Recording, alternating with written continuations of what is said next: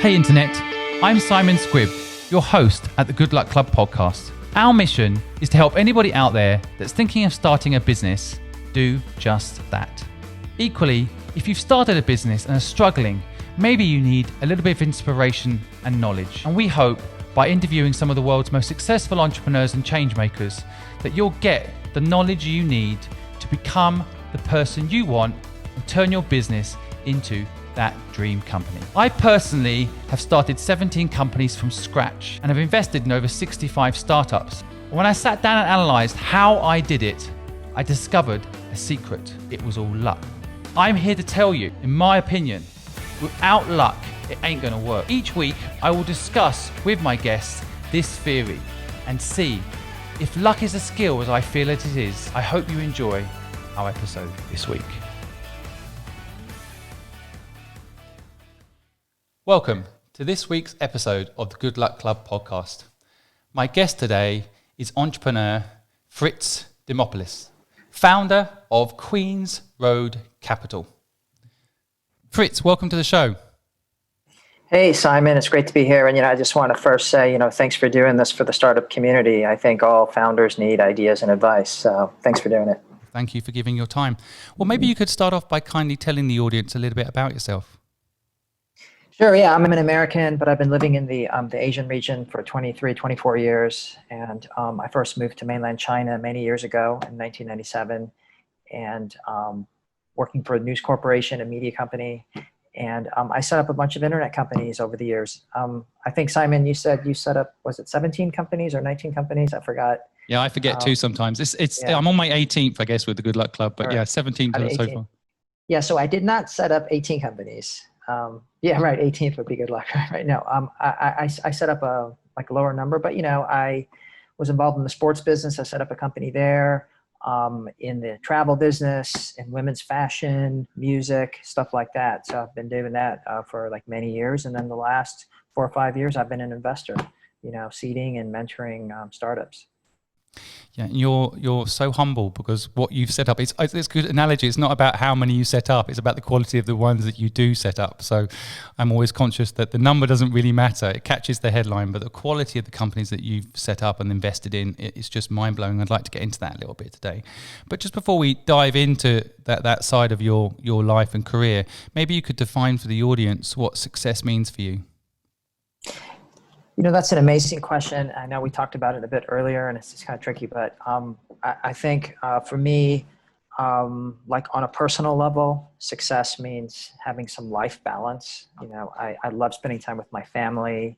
I have a lot of personal goals as well as business goals, and so success is having a balanced level of achievement. And then on a startup level, success really means, really creating genuine value, not being a rent seeker, not being a short-term opportunist, but, creating genuine value for my stakeholders, which includes employees, customers, and of course, my investors. That's how I think about success. I think it's good to interestingly split the two up, the business metric and your personal metric. I also think for my audience sake, I like the point about life balance. I think this comes up a lot in conversations when it comes to being an entrepreneur. How do you achieve that? Well, it's really funny. My first startup, I didn't. When I think about it, I was all in for 2 years, and it was an amazing roller coaster ride. And sometimes you have to do that for your first startup, but then after 2 years, it was so funny. You and I were bantering earlier about playing golf and all that sort of stuff in Hong Kong, and I just have this funny story about, there was a very good friend of mine, and he didn't do a startup, and he started picking up golf, and I wanted to pick up golf, and then he became an amazing golfer after 2 years, and sure, I had the startup success, and then I kind of felt a little bit like, there's a little bit more to life. Yes, I'm happy I had that success with my first company, but at the same time, I felt like I need some balance and some other things. And then fast forward some of my other startups, and then I always made a point of going on holiday with my wife or family. I mean, no matter what, even if it meant at 4 a.m, taking a call while I was in Italy, at some farmhouse, to negotiate a term sheet. It was yes, I'm going to go on holiday. And so somehow you just have to be mindful of it, I think. And I think I was very lucky to recognize early on that I think I was missing something. When you run really hard and really fast for a couple of years, and yes, you have something, possibly financially to show for it, but then I realized maybe there's some other things. And so I think it's just being aware of it and mindful of it. Do you think it's inevitable when you're first startup that you're going to just think working hard is going to make you lucky? You got to commit to being successful, and that commitment is going to mean sacrificing a lot. Now, I didn't say I went on vacation 6 weeks out of the year, like a typical, like European or Frenchman, right? I went 1 week out of the year, right? And so, yes, we have to give up some things, and so I think you got to be committed completely. But frankly, I think you're a better entrepreneur if you can also maybe take a step back every now and then and think about things and, focus on yourself a little bit.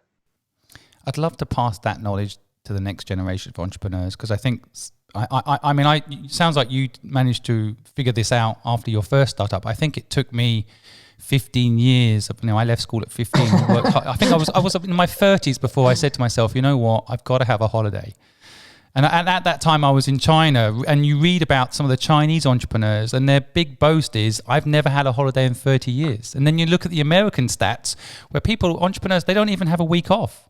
Even the holiday entitlement is, for an employee is not even a week, right? Yeah, and frankly, if you commit to having a holiday, spending a week off, you actually manage your business a little bit differently. It means you have to hire some exceptional people because they have to take your spot. It means creating systems, having a reporting structure. You actually become a better leader because of that. And so you can imagine, the entrepreneur that can do everything in the business. Well, maybe that's not such a good idea. And in some ways, having that commitment to your personal self a little bit, I think, leads you to be a better entrepreneur on the business side. I think we could have a whole podcast show just on this concept, because I start thinking about people like Elon Musk, who of course is a brilliant entrepreneur, but equally his whole mantra every time you ever see him talk is about, working hard and getting your head down. And he's well known for telling one of his close colleagues not to go and be there for his wife's baby being born because they're doing something more meaningful and getting people on Mars. So really going to watch another human born is that important, and telling him not to do that. That's really hard, I think, for a lot of people out there to understand where the line is drawn, right? And when you look at people like Elon Musk who work so hard, where is that line? So it's great to hear your insight like that, Fritz. Thanks for sharing. But we could probably go on just about that subject forever. I'm interested in whether or not you think entrepreneurs are born or bred. Yeah, that nature versus nurture question, right? I deep down think anybody can be an entrepreneur. So you're bred for sure.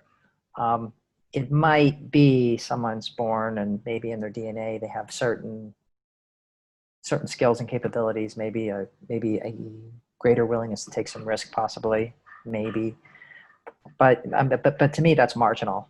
At the end of the day, as we talked about a bit, being super committed, having a willingness to take risk, being strategic, all these, I think, are completely bred. And it's something we're aware of and something we focus on and think about this, we look at, Stephen Jobs and some of these amazing entrepreneurs. And then we look at what the myth of an entrepreneur is. I guess today it's kind of like Tony Stark, I guess, is one. Everyone says you have to be like Tony Stark, right? Or you have to be this loudmouth cowboy who's super gregarious and has to be at the center of attention. But what we really find is, except for maybe Jack Ma, who likes to be, the center of attention, and maybe Musk, most of these entrepreneurs, they're kind of on the fringes, on the side a little bit, and they're just, and they're actually quite bored with whatever situation they're in, except when they're focused on their business. And I think sometimes there's just stereotypes on what the behavior of entrepreneurs should be versus maybe what the reality is, and I think we have to get over that. And some people mistakenly say, Well, of course you're a born leader, you're a born entrepreneur. Like we hear that a lot, right? And to me, it's kind of comical because I faced it a lot. Like I'm running on, I'm trying to, get a business off the ground, and someone says, well, Fritz, the first thing everyone tells you, of course, is, I think you're a nice guy. And anytime someone tells you that you're a nice guy, it means they think you're useless and that you don't have any capability. That's what they're really saying, because what they're doing is they're drawing certain conclusions on how you behave, right? Maybe being a bit introverted, a bit quiet, just sucking in all the information and really not realizing that, behind that exterior may be drive, ambition, willingness to take risk, and some of these other factors that clearly are much more important indicator of success. I could not agree more. I think there's so many ridiculous misconceptions about what an entrepreneur looks like. And I think that, I guess it's because the entrepreneurs that we know are out there, and the ones that we don't therefore associate as entrepreneurs. I mean, I think about the Google founders, for example. They're not everywhere, but clearly they've been pretty successful. I guess right. There's always, Steve Jobs had Wozniak, right? There was always someone else that perhaps wasn't the typical image of an entrepreneur. And I think that's one of the reasons I'm doing this podcast, actually. I want people out there to realize that they might well be an entrepreneur. They might have been told that they're not. They might have been sold that they're not, but actually they are, to your point. Yeah, in fact, it's funny, you said that people are told that they're not. And, we get these negative messages all the time, right? You're a nice guy. Or sometimes they say, that's an interesting idea. When someone tells you that's an interesting idea, what they really mean is that's kind of a stupid idea, right? Or someone tells you, you know what? You're lucky. How many times? Yeah, sure, luck plays a big part in everything, but you know what? It isn't just luck, right? You have to recognize all these other factors. There's so many messages that we get, when you want to move a mountain, when you want to, aspire for greatness, there are so many messages. It seems like everyone in the world is trying to hold you back, except for very few people. And, we always remember those few people, because I'm sure you probably have a list of those 5 or 6 conversations you had over 30 years of those people who were like, I totally love what you're doing. This is utterly amazing. Most people are like, you sure about that? That's true. I think it leads back to the question. I think this is the bread part that isn't, it's not just what your parents say. It's also the ecosystem that you're in and people's attitudes towards you. I think that can lead you to, you better get better be safe and get a university degree, and then you can talk about this kind of crazy Microsoft thing you've got. Just drop out of Harvard. It's mental. Don't do that. Like that whole perception that people have. It's fascinating. I think that stunts people's breeding as far as entrepreneurs are concerned, right? So I want to talk about how you broke through, because I was looking at your CV, and again, I want the audience to, I'm going to put all the links at the bottom. What you've actually done is mind-blowing. But I wanted to talk a little bit about this moment where you went from News Corp, which, by the way, in 1998, 1999 was a company to work for. They were ruling the world. So there you are, working for those guys, and then there's this moment in April 1999 where you're like, right, I'm going to do my own business. To talk the audience through what happened and what you did. It's kind of interesting. News Corporation is a family business, and I certainly admire Mr. Murdoch immensely, and he's definitely been like a role model for me. But I also realized, you know what? I'm not going to be a good employee. In fact, I've never been a good employee. No matter how hard I tried, I was always a bad employee. And of course, I came to that realization as well in China. And then I just started thinking, and this is, the internet was starting to take off. And sometimes we cannot pick where we set up a company and when we do it.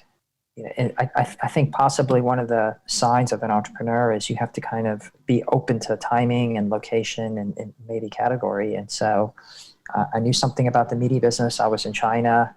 Yes, I'm a foreigner. And somehow, I remember Mr. Murdoch, who, only made a couple comments, to me because, I was just a little ant in kind of the empire. And, he once mentioned that he makes a lot of money in the sports business. And that kind of inspired me. Well, let's see, if we're a traditional company and we make all this money in sports, how hard is it to do it online in this emerging platform? And so really that was, kind of kind of the inspiration that I had for setting up my first company called Shawei, which means brave shark in Mandarin Chinese, which was a digital sports, content company. And so it really was taking that reference from, where did News Corp make a lot of money, and could we apply that online? And since I was in China, I was going to do it in China. So what happened? So you said, right, I'm going to start this business. Did you get investors? What were the mistakes and what were the things that people can learn from that moment? What? Yeah, it's kind of interesting because I had recognized, and maybe I read an article somewhere that says you better make sure you have some money. And since I didn't have any money, I mean, basically all the money I made in like the prior few years, I just sunk it into the business. And one of the things that I knew I had to do was hit the ground running. And so even before I set up the company, I had already lined up a team of 5 amazing people, including a couple of co-founders.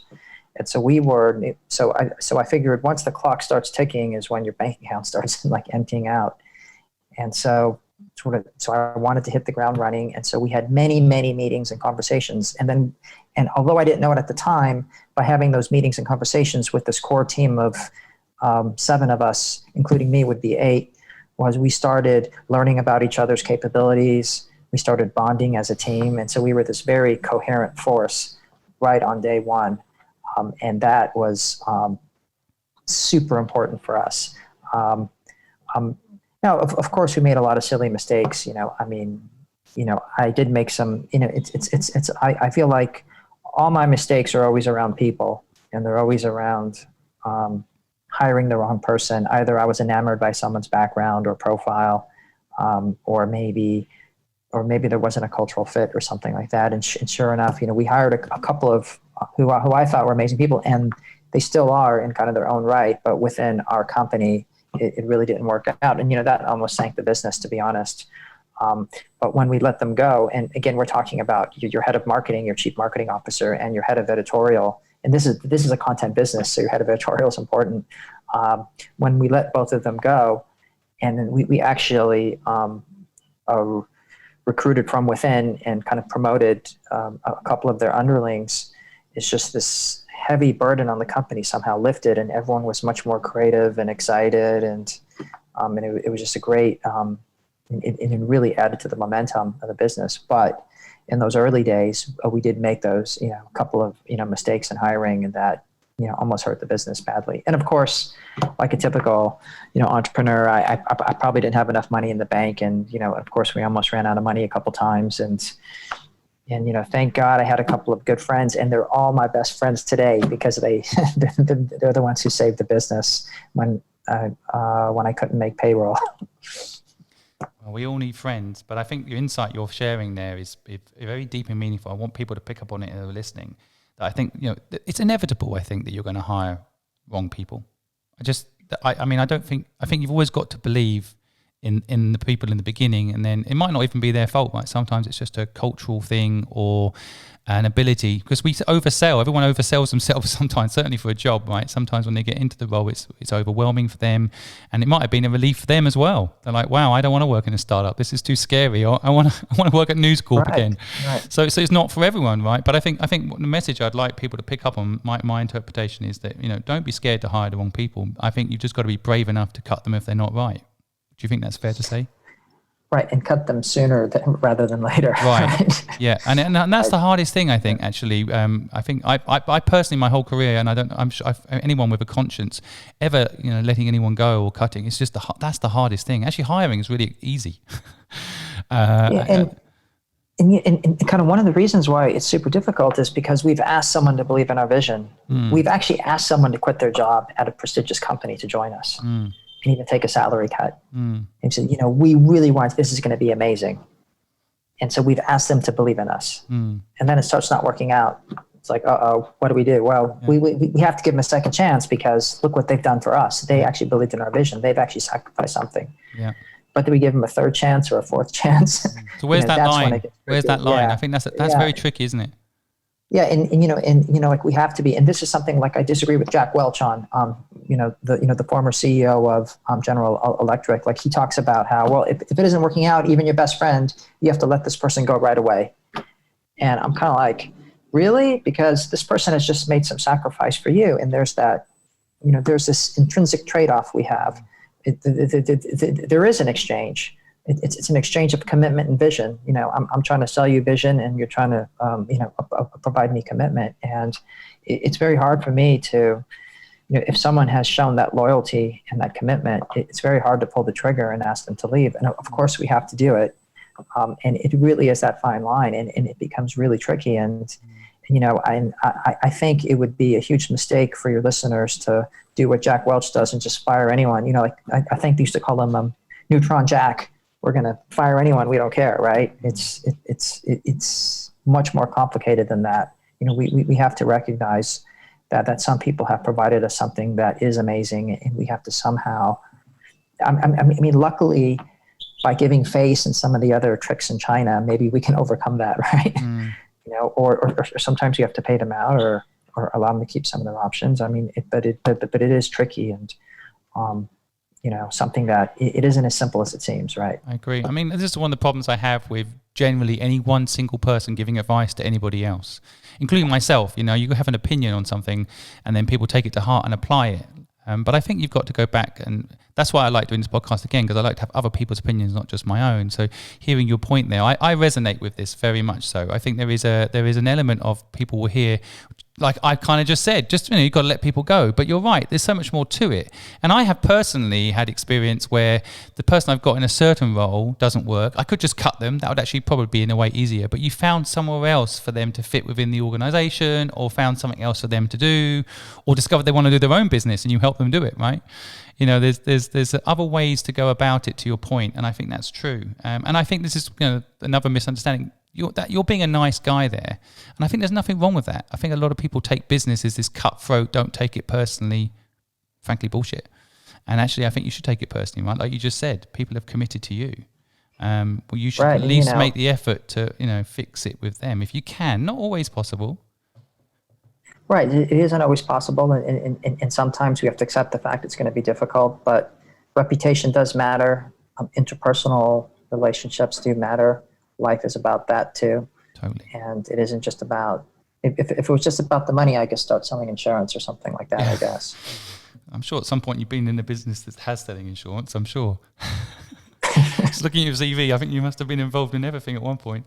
But tell us about what happened next. So from what I read, you sold that business, and then you dabbled back in working for someone else. Is that right? Yeah, it is interesting. Then the internet. So we sold the company, and then the internet bubble blew up.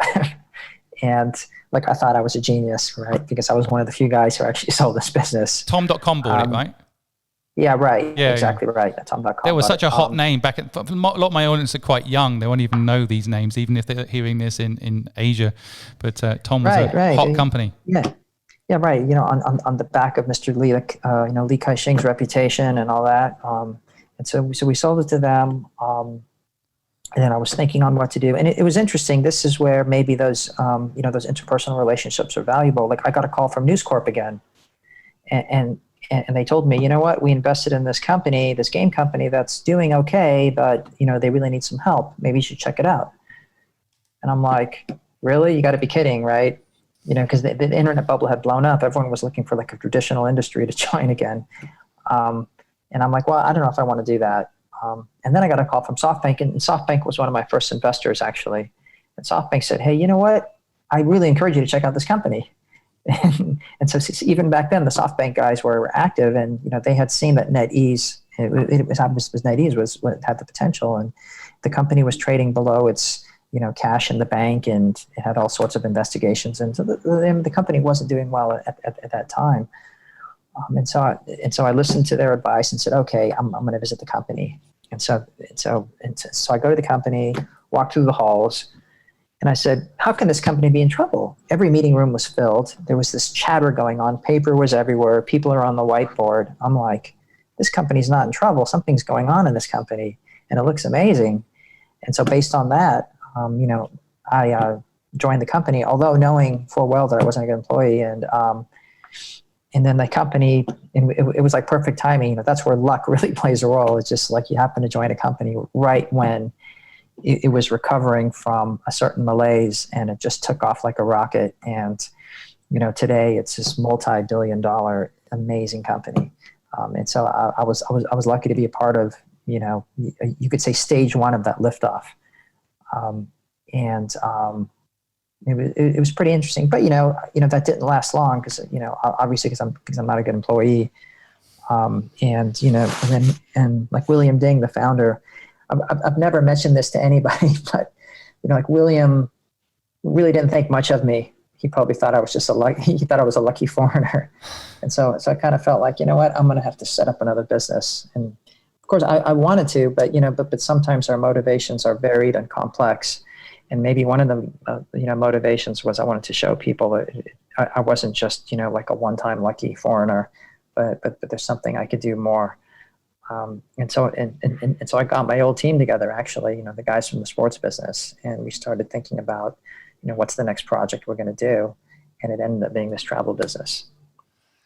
So just for the audience, I mean, Netease is one of China's largest internet portals and largest operator of online multiplayer games. And so you were there for a year and 7 months, which I think for someone that recognizes they're not a good employee is pretty amazing. That's still a long time to work at a speed you're probably working at to help that business do well. But then it's interesting again, you go back to your old crew, which I think for entrepreneurs listening out there, that seems to be a formula that people seem to follow. I'm also the same. I'm always trying to convince my past partners to do something new. And so you got them all in a room and you said, right, we've got this new idea.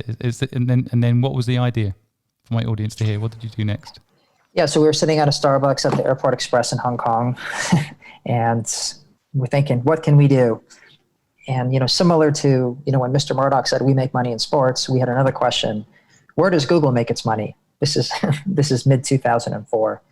And we looked, well, Google makes a lot of money from, real estate advertising. They make a lot of money from automotive advertising, and they make a lot of money from the travel business. And so we thought, what, can we create a better mousetrap than Google just for the travel business? Which was really, that was how we came up with the idea. And then, so we committed to doing that. And then we almost immediately hired our first employee. And the funny thing in the world is when you have an employee, you say, well, I guess I have to do this now. I just hired somebody. And we started building that business. And we became, and luckily, again, we had the benefit of some timing and of course we were very focused and diligent, and we built an amazing business, which, rivaled Ctrip as, one of China's largest, travel platforms. Yeah, I want my audience to understand the scale of what you actually built there. I mean, this company, again, you're so humble. I can see why you get labeled as a nice guy, because you're humble. So I'm going to do it for you. It was the largest travel internet portal in China, backed by some of the most amazing investors. And Baidu, I always get their name wrong, Baidu acquired a majority stake in the business in 2011, and now it's listed on the NASDAQ, right? Yeah, so we did list on the NASDAQ in 2013, but our biggest competitor, we actually merged with Ctrip. Right. And so I think technically there still may be a listing vehicle, but it's pretty much under the larger Ctrip umbrella. And Ctrip is now the largest travel internet portal in China, but without your business, they perhaps wouldn't have been, and they weren't until when you started out, you were. And I think that's a pretty big achievement. But so when you built that business, by the way, I just want to go back. My audience to also pick up on something you said just a moment ago, which I think is gold, is that you hired someone and made the business real. And I have exactly the same experience. And I think for a lot of people, sometimes when you're just doing a business on your own, it can feel like it's not a real thing. It's like a hobby. But it's interesting when you hire someone, how suddenly you've got that responsibility, that payroll. Frankly, you've got to keep them busy, right? So exactly. I actually want the audience to become, anyone out there that's thinking of starting a business, and I know a lot of my audience listens to this to figure out whether they should start a business, is hire someone. That can be a big motivator. If the purpose of the business is good, I mean, that of course makes a difference. If you're solving a big problem and so on, and you care about that problem, that all matters. But I think once you've hired someone, it becomes a company, because you have to have a registered business to pay them on, and there's the structure just falls into place. And I think that's a really interesting first brave step to take that can convert you into believing it's real. So really good point Fritz there. So you hired your first employee. Just for the audience interest, how did you manage to build it into the largest travel internet portal in China? What were the basic steps involved?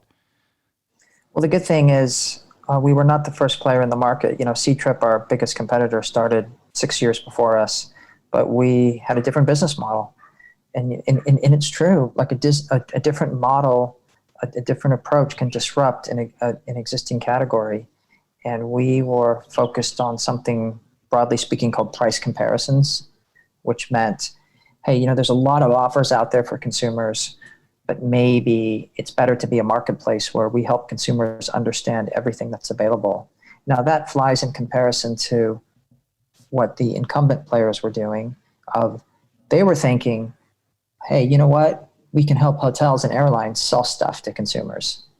We're going to help airlines sell stuff to consumers. And we were like, well, we're going to take the opposite approach. We're going to help consumers figure out what to buy.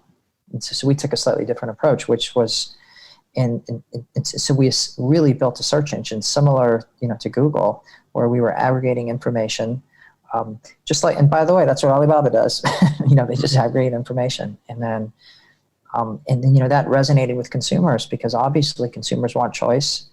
And as the Chinese economy became much more sophisticated and travel became much more sophisticated, consumers really needed some sort of engine so that they can understand what were all the available offers to them. And so they really loved it. And we had consumers that would, send us emails and say, you just, saved me 5,000 RMB, like on a ticket to Europe. It was like people kept talking about it. And this was genuine value that we provided consumers. Now, what's interesting is the first few years, it kind of sucked, I'll be honest, because we didn't have much traction, right? In fact, we had to self-fund the business for almost 2 years because nobody believed in it, because people said, well, travel's done. You got this guy C-Trip, you got a couple other players in the market, travel's already done. Why not instead you do a social network, which is another thing, by the way, you're going to get a lot of people will tell you, you should do X, you should do Y, which of course is totally grating. Like when you think about it, because you just spent 2 years focused on something and someone tells you, well, why don't you do that instead? And super annoying. But for the first few years, it was very difficult. But we were really building a barrier because we were investing in the technology, investing in the platform. And by the time some of our competitors and other players in the industry figured out that we were onto something, it was too late. We were down that learning curve. We had built this engine and this platform that could genuinely, in real time or near real time, aggregate tons of information for consumers. And that's how we did it. Is because I guess if I had to summarize it, it would be we were early enough that we could get traction, but not too early that we would fail. Right. Again, another pearl of wisdom there around feedback from people. And I think it's a very difficult balance, isn't it? Getting that people tell you, change, do this, between, that's a good point, maybe we should, and absolutely you haven't got our idea and we need to stay the course. So I think a lot of people struggle with that. Yeah, it's true. And, and this is where you have to, I think as an entrepreneur, because we're being bombarded with these messages, you're going to have to pass judgment on the person that's communicating that message. Like, are they an expert? Have they thought about it a lot? If someone tells you, hey, I've been looking at your business the last 2 years, and in fact I've done a side-by-side product comparison, and here's some feedback.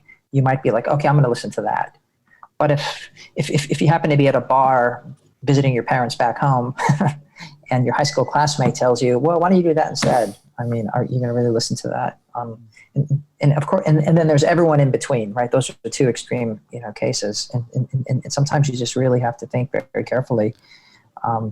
And in some ways, I do think it's a compliment when people don't understand like your model. And when I think when a lot of people disagree with you, in a way, it's a compliment because I suppose if everyone got it, and then you'd be like the group buying craze, right? Where you have 5,000 startups, competing for this very sliver of, economic pie, both the United States and in China, right? And I mean, really everywhere in the world, right? We had tons of these companies because it was so obvious that a group buying platform, would make sense, right? and everyone got it right away. But what we were doing, people didn't get right away because it wasn't quite, that intuitive. And so sometimes I think it's a compliment. I think is the way to think about it. Like someone turned me down. Okay, that's a compliment. It means they don't get it. So I must be onto something sophisticated and marvelous. I totally agree. I mean, the amount of people that must have said to Mark Zuckerberg, that sounds like MySpace. Yeah, right. You do know Rupert Murdoch just bought MySpace, right? You do know they've got 600 billion users. It's done. It's done. To your point. In fact, that's the word they say. Oh, isn't travel done? Isn't travel done? Isn't social networking done? Isn't whatever? I mean, that's what they say, right? Isn't it done? Right? Isn't the internet done? I mean, that's what they said. I remember, right? There was Tom.com, Cena, Soho. There's a couple of these big companies floating around. Oh, isn't the internet done? That's what they said in 2000, right? Awesome, isn't it? Funnily enough, I just yesterday, someone said to me, "Oh, another podcast show, really, Simon? Isn't that done?" I'm like, "Yeah, it's being done." And that same person said to me, "I thought of doing a podcast, but it's now so many people are doing it, I'm not going to do it." And I thought to myself, well, there's one less element of competition then, isn't there? Once it looks like everyone's done it, then no one else will do it. That's exactly the time I think to actually do it. This is also something interesting too. And this person who told you that, well, I was thinking of doing a podcast. It's funny, like when you go to a hospital and you see a brain surgeon, no one goes to the surgeon and says, I was thinking of being a surgeon. I mean, no one ever says that. Yeah, no, it's if you're a tech entrepreneur, people said, "Oh, I should have done that. Yeah. Oh man, I should have set up. I should have made that commitment." Totally. Yeah, I know. I mean, I love it. I love it when people say, "Oh, isn't that done?" I actually, like you said, but you put it in a great way. If people don't understand your model, it's a compliment. I actually think that's just a brilliant way to encapsulate it. If people are like, how do you make money in podcasts anyway? I'm like, well, maybe the purpose isn't initially about making money. Maybe it's about creating value. You ever thought about that? So a lot of people. That's the other thing, isn't it? When people when it's about how to make money. I mean, I'm sure in your business, you said you had to self-fund it. So how are you making money? You were self-funding it. But in that commitment to that, equally it proves that you believed you had something, which probably led to the incredible amount of investors that you had later and support, right? But it took time. It certainly took time. And I mean, it took us 2 years to sign our first major, client, which was Air China. I mean, 2 years, right? But that's the commitment you have to make, and it made total sense to us, by the way, which is something else. I mean, like, does this make sense? Is the value you're creating make sense to you? If it makes sense to you, you have to keep going for it. Yes, it's true. Some people talk about pivot, right? That dirty word, right? Oh, maybe you should pivot, meaning you should change direction and do something else. And it's true. Baidu started as an enterprise business and they pivoted into search, right? eBay started as something else, and then they had this marketplace. So it's true in some cases, it is the right decision to pivot. Meaning when things are difficult or you're not making traction, maybe you should pivot. But you should take that decision very seriously. And I think today, too many entrepreneurs don't take it seriously. It's like, well, things are kind of difficult. It's been a difficult month. Okay, I'm going to pivot and do something else. It should be. Was it a difficult 2 years, and then you possibly consider maybe possibly changing. And for us, we had a difficult time. Luckily, I did not read the Lean Startup, so I didn't know I was supposed to pivot. And so I basically stuck it out, and next thing, but it made so much sense. That was the thing. This makes so much sense. Consumers need to compare. Consumers need to see all the available choices they have, and someone's got to help them do that. It just made total sense. You mentioned another point there. Sometimes I do think too much knowledge can be dangerous as well, right? Yeah, when people have all this information about what they should do and how they should do it, and I'm talking even about my own podcast show at this point, there's a potential that too much information can also overload people, and they're like, well, should I stick at this? Should I pivot? Should I sell it? It's too much information, right? That's right. You have to be sometimes slightly irrational. So no, I'm going to do this. Right. Yeah. That's it. I love it. This is going to work. I noticed throughout that you're very focused on each of these businesses. So it looks like, I mean, for example, within the travel internet business, you could have easily done lots of other things around that, right? Like airport pickups or whatever, right? I mean, but it felt like you stayed very focused on the core business. Do you think focus is important when building a business? Do you think you can multitask? I think in the early days, you got to be focused. because you got to get it right. I mean, there's a few very small things you need to do super well.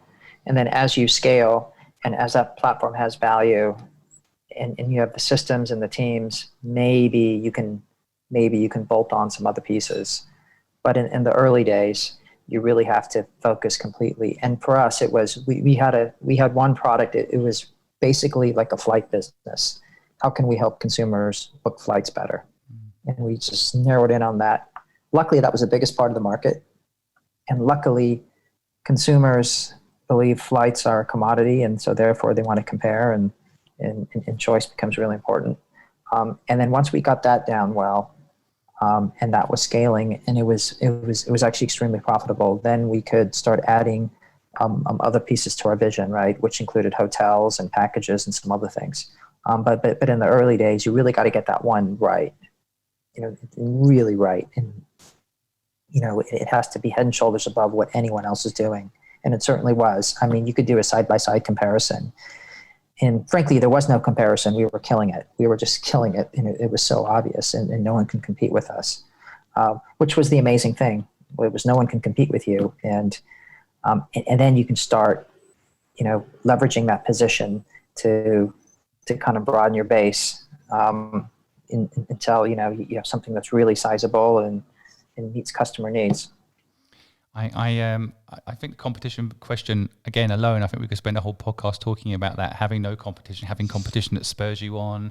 It's pretty interesting. And I've only got you for another 5 minutes. So I wanted to finish off your CV, and then I've got a few final wrap-up questions to ask you. And I definitely want you back on the show if you're up for it, because I think your story, I'd like to go a lot deeper. I think the audience would find your insights on building each of these businesses really interesting. I'd like to go deeper for another time. So, but I know you were at, you built this travel company, Cunard, for 6 years.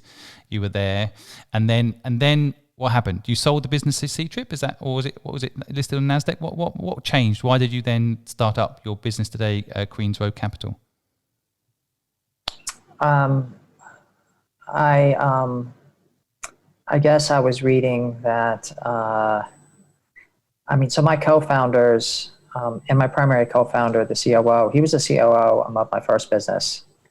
And it was like, is he ever going to have the chance to be the CEO? It was kind of how we thought about it, right?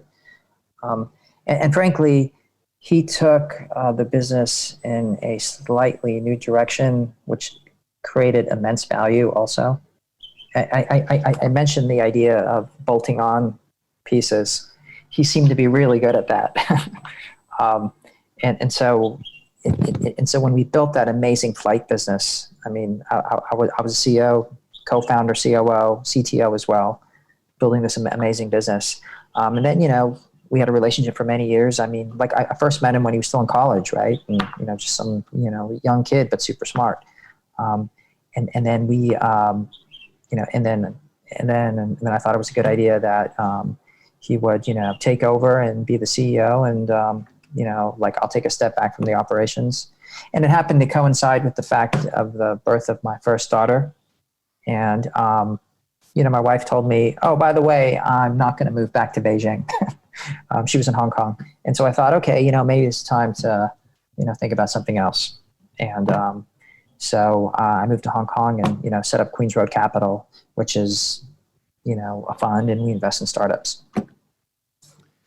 I think that this journey piece is something I'd like people to also get. I think a lot of people a lot of my audience tell me they get stuck in their businesses as well. It's just like a job can accidentally be a job.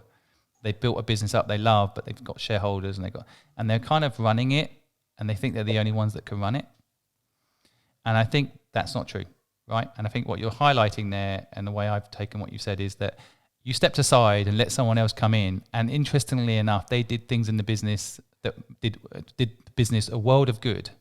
And actually you were able to take a step back and let someone else come in. Now, I'm sure there was a lot of back and forth emotion around that, especially with a child on the way. There's all sorts of change going on anyway, right? But that's a very brave step. I've been through the same process, by the way. I had my son 3 years ago. I did exactly the same thing. I'm like, you know what? I'll let someone else run it. Maybe they'll do it better than me. Maybe they'll do it worse than me. But this is time to let someone else run it, and I'll go do something else. So I completely relate to you. I want a lot of people to get this though, to understand. Was it hard for you, or was it an easy decision for you? It was mixed. It was a little bit challenging because, this is your baby, right? And like, you're a part of it, right? And you've hired these amazing people, and you've had great battles along the way, right? It's like you're, Lord of the Rings, right? You're fighting one monster after another, and it's super exciting. It's interesting. David Ogilvy wrote a book, Confessions of an Ad Man, and within that book, he actually talks about how he took a step back, which was interesting. I don't want to repeat the story exactly, but he had one of his senior staff members who was very ambitious and wanted to do things, and David thought, of course, he's the founder of Ogilvy and Mather, and he thought he was the best person to pitch every important client, and he thought, I'm the best one, I can do this. And then his, upstart manager, or you could say maybe junior partner, felt, he wanted a shot at it. And so David allowed him to pitch an important client. But of course, the manager said that he had to leave the room. And so David left the room, but then he kind of snuck back in and he observed. And he said that was the best pitch he had ever seen in his life. And so he learned something that, sometimes these other up and coming talents can do things better than us. And, he had this great story about that. And, I would highly recommend reading that book. But and to me, it's kind of, I think it's similar, we've built a great business, up to a certain point. And then my co-founder had some ideas that weren't exactly my ideas, but you know what? They were great and brilliant and created, also immense value. And so, as a shareholder, I'm super happy with that, right? I'm going to put the link to that book. People should download it and read it. I completely agree. As someone that ran an ad agency for 12 years and handed the reins over to someone else, book, right? Yeah. I can completely relate. And totally, the insight there is very important, I think, for people that feel trapped in their businesses, or perhaps it's time to have fresh blood. It's something to think about. So a good insight. But we're running out of time. So I just want to quickly understand. So you what made you decide to do Queen's Road Capital? Why was that the right next step for you? Well, it's interesting. It used to be that when you were kind of between two opportunities, someone said, "Oh, I'm an advisor, I'm a consultant." Now you say, "Well, I'm an investor," right? And so, to me, this was a step towards possibly something else. And so I started investing in companies. I thought I could provide my own, experience and mentorship, having built companies over the years. And so to me, that felt pretty good. And it also seemed to give me the flexibility to spend time with my kids. I didn't realize you had to travel a lot as an investor. So I think I traveled more than running a travel company, actually, to be honest. But to me, sometimes being on the investment side opens up windows to new universes that are just pretty amazing. And the one thing I wanted to do was, having spent so many years in mainland China, I wanted to, broaden my horizons a little bit, not just do things in China. And keep in mind that, my success, my early success, was because I was completely focused on China. But then once you achieve that, now you have the luxury to say, well, maybe I can broaden a little bit. And so I wanted to broaden. And so I started investing in some amazing companies in Germany, in the UK, and Spain, down in Indonesia and Korea. And it's just kind of like in kind of each one of those investments. And some of those are amazingly successful. And to me, it's kind of great because now you've opened this universe of entrepreneurs and friendships and companies and people and personalities that are just completely different than, what you were doing for, so many years. And so to me, I'm super grateful to have done that. And so I really wanted to broaden my horizons, and I've done it in a very systematic way. Notice the first business where you don't have a co-founder. Do you miss having a co-founder, or you're quite happy just to run things on your own? Oh, I'm very happy to run things on my own. There are certain limitations when you don't have a co-founder, because with a co-founder, you also have certain obligations. It forces you to, be a little bit more committed, I think, than if you're I think a sole founder. Obviously, we have our vision, which is amazing.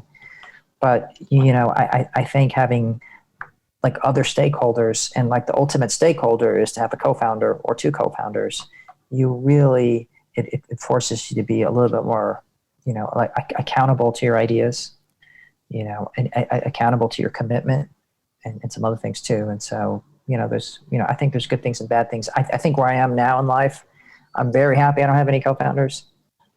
But maybe for some other project in the future, yeah, I think I certainly know that, it's I think it's a form of scaling ourselves, right? I mean, co-founders allow us to scale like our skills and capabilities. And so, we want to do meaningful things in this world. And in order to do meaningful things, we need to scale. Completely agree. Well, I've got about 5 questions I wanted to ask you that I didn't get the chance to ask you. So please come back on. I want to ask you about education. I want to talk about innovation. I want to talk about some of the investments you've made. I would like to talk about all of these things. So please come back. You have to say yes, by the way. Yeah, no problem. I mean, I'm a big fan, so no problem. Thank you. I'm going to sum up some of the points that I've taken from today for my audience, just to make sure they grasp some of the things I think that are really, really useful. I do like this name, by the way, Brave Shark, your original company, Brave Shark, right? That was the translation. Yeah, it's one of those things. Back in the late '90s, it was pretty easy to compete. Sometimes you just had to have a name that was different than what everyone else was doing. I like it. I like it even today. Brave Shark. I mean, you think of a shark as brave anyway. So the concept you have to put it in front of it, kind of. I think that really conjures up something. But I like the message being, and I think we should get T-shirts made up. Be a brave shark. But a kind, brave shark, because again, sharks have a misconception as well, a bit like entrepreneurs, right? Why can't you be a kind, brave shark? And so anyone that's got kids has probably watched, these funny cartoons where sharks are actually kind, and so they do exist. But I love this whole people don't understand your model. It's a compliment. I think the internet is not done, travel is not done, none of it's done. So don't believe what people tell you. A new approach can disrupt present players. I just keep reminding people about it. I mean, it sounds so obvious when you say it, but so many people don't apply it when they're coming up with businesses or moving their own businesses forward. Just a new approach of an existing idea can be a disruption all of its own, right? So I think for me, when I look at your career and the business you invested in, that seems to be at the core of all of them. Really, just a new approach to an existing business. They're not reinvented the wheel necessarily. And I love this point: hire someone and make it real. I think it's such a small thing. Maybe some people hiring people is of course a big deal, and it is a big deal. But equally, it's because it's a big deal that it's such a good thing to do. And be brave. Be a brave shark, because you might hire someone that's wrong. Don't give up on them straight away. Maybe try to adjust things if it doesn't work. But ultimately, if it doesn't work, accept it and move forward. I think that's important. I think the life balance at the beginning of the podcast really also strikes a chord with me, and I think it's a real tricky one for people to grasp. There is a lot of mantra out there from people like Gary Vee and others like work, and somehow that's going to make you successful. But I think what you said earlier about sometimes having a bit of time out can be good for you. You've got to bring in good management. You've got to bring in people that the systems to make sure that they can survive without you. It actually makes the business stronger, and that's a wise existing entrepreneur investor talking there, because so many people don't get that point. And I've even seen investors tell people, you're not going on holiday. Why are you going on holiday? As if it's going to be a bad thing for the business that person recharges their batteries, and absolutely, I think it's a part of the work-life balance, and it's actually a struggle quite often mentally for the founder, a bit like your point earlier about, the working in the business and letting go. I think that's also another trap that people create for themselves. And you can get work-life balance by just controlling your own mind around what you think is going to happen if you're not there every day. And if it's really that bad, then really you've got a problem with the business that's much bigger. And so if you can't have a holiday, you've got a problem. I like this genuine value point you mentioned earlier on the podcast too. I think a lot of people forget to bring genuine value, and maybe it takes 2 years, like you did in your business. Right. It takes a few years maybe to build genuine value, but again, it resonates with me, and you'll get a lot of people along the way saying, I don't see any value in this podcast. But over time, building genuine value, I think it's such a key element to it, and it takes time. And nice guys are not useless. I think we need to get that T-shirt made up too. So thank you so much for sharing your insights. Look forward to having you back on the show sooner rather than later. And we'll do a second part to this podcast, folks. And Fritz's businesses and all of his history I've talked about today will be below, along with Confessions of an Ad Man. You can definitely download that. I'll include that link in the podcast broadcast too. And Fritz, I just want to say thank you on behalf of my audience and myself for joining us today. Simon, my pleasure. Thanks. Thank you. All right, all the best. Thank you for listening to the Good Luck Club podcast. We know you have thousands of podcasts you could be listening to, and you've chosen us. We, of course, feel lucky.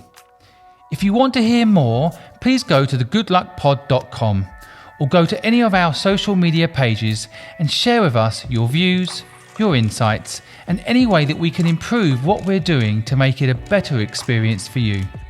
We wish you the best of luck.